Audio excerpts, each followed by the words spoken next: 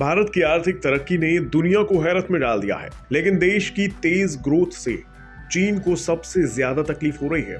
दरअसल अब भारत में विदेशी निवेश बढ़ रहा है, दूसरी ओर ये चीन में घट रहा है। ग्लोबल रेटिंग एजेंसी भारत का विकास दर अनुमान बढ़ा रही है और चीन का घटा रही है। वहीं भारत का बढ़ता निर्यात और मजबूत बाजार भी इसे दुनिया भर में सबसे आकर्षक डेस्टिनेशन बना रहा है। भारत की इकोनॉमी के तेजी से बढ़ने के बीच दुनिया की दूसरी सबसे बड़ी इकोनॉमी चीन की चाल सुस्त हो गई है। चीन में बैंकिंग क्राइसिस से लेकर रियल एस्टेट संकट और अब शेयर बाजार में भी गिरावट से वहां कोहराम मचा हुआ है। चीन की अर्थव्यवस्था में गिरावट की सबसे बड़ी वजह प्रत्यक्ष विदेशी निवेश में आई कमी है। इसके असर से चीन धीरे धीरे मंदी की चपेट में आ रहा है। ब्लूमबर्ग की रिपोर्ट के मुताबिक चीन में आने वाला प्रत्यक्ष विदेशी निवेश यानी एफडीआई घटता जा रहा है और ये 30 साल में सबसे खराब स्तर पर रहा है।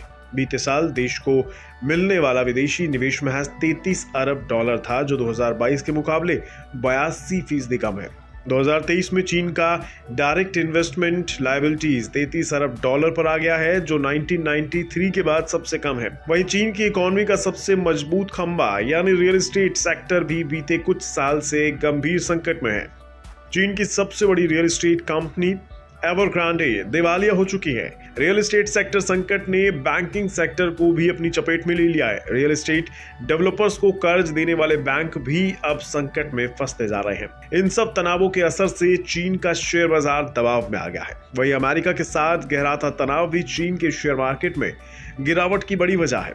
अब चीन की कमजोर विकास दर निवेशकों को यहां से दूर कर रही है।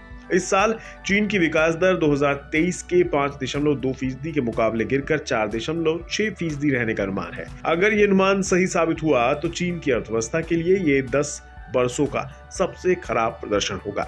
अब हालात ये हैं कि विदेशी कंपनियां और निवेशक भारत को चीन के विकल्प के तौर पर देखने लगे हैं। भारतीय शेयर बाजार लगातार तेजी के नए रिकॉर्ड बना रहा है। शॉर्ट टर्म से लेकर लॉन्ग टर्म में निवेशकों को बेहतरीन रिटर्न मिल रहा है।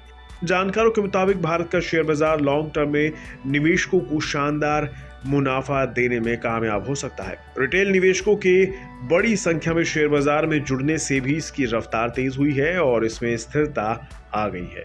वहीं घरेलू संस्थागत निवेशक औसतन 2 अरब डॉलर की खरीदारी हर महीने शेयर बाजार में कर रहे हैं। आईएमएफ ने भारत के ग्रोथ रेट को बढ़ाकर 6.7% कर दिया है, जबकि चीन का जीडीपी ग्रोथ अनुमान घटाकर 4.6% कर दिया है। एप्पल, माइक्रॉन, फॉक्सकॉन जैसी बड़ी कंपनियां अब चीन की जगह भारत में अपना प्रोडक्शन हब बनाना चाहती हैं। कुल मिलाकर देखा जाए तो चीन की गिरती इकोनॉमी भारत के लिए एक शानदार मौका लेकर आई है।